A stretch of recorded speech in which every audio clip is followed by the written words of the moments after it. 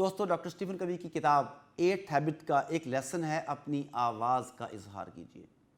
جی ہاں، تاریخ گواہ ہے کہ دنیا میں بڑے لوگوں کی یہ واحد امتیازی صفت رہی ہے کہ انہوں نے طویل عرصے تک جد و جہد جاری رکھی۔ اس کی مدد سے انہوں نے اپنی قابلیت، جذبوں، ضروریات اور روشن ضمیری میں مثبت اضافہ کیا۔ اس کی بدولت وہ نہ صرف اپنے ہم عصروں پر سبقت لے گئے بلکہ تاریخ میں اپنا نام سنہری الفاظ میں لکھوانے میں کامیاب ہو گئے۔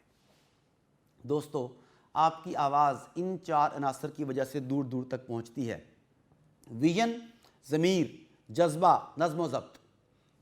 اگر آپ چاہتے ہیں کہ آپ کی آواز بھی دنیا کے کامیاب لوگوں کی طرح طول و عرض میں پہنچے اور اپنا مؤثر کردار ادا کرے تو آپ ان عناصر پر سخت محنت کریں۔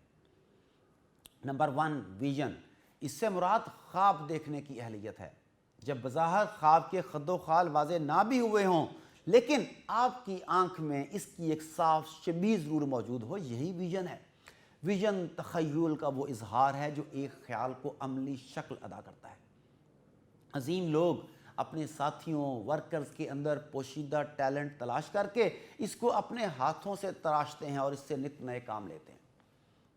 نمبر 2، ڈسپلن یا نظم و ضبط۔ نظم و ضبط انسان کی قوت ارادی سے تشکیل پاتا ہے۔ نظم و ضبط کسی بھی ویژن کو عملی جامہ پہنانے کے لیے لازمی قرار پاتا ہے۔ نظم و ضبط کا مطلب یہ ہے کہ آپ نے حقیقت کو تسلیم کر کے کامیابی کی طرف بڑھنا شروع کر دیا ہے۔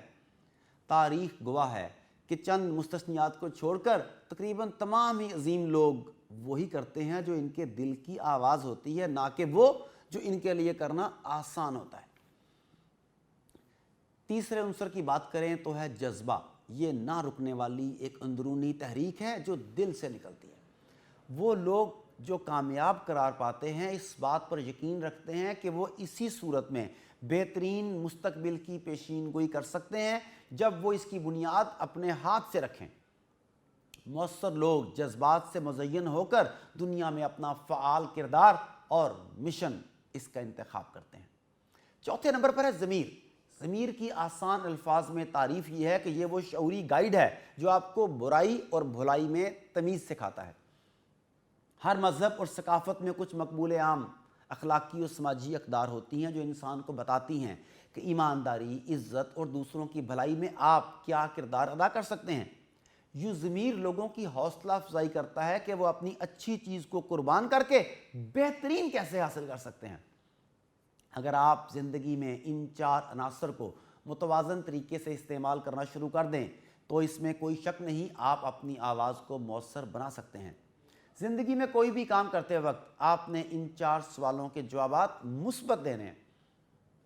یہ سوال کون سے ہیں؟ نمبر 1، میں اپنے خاندان، کمیونٹی یا ادارے میں مزید کس چیز کی، کس بہتری کی ضرورت محسوس کرتا ہوں؟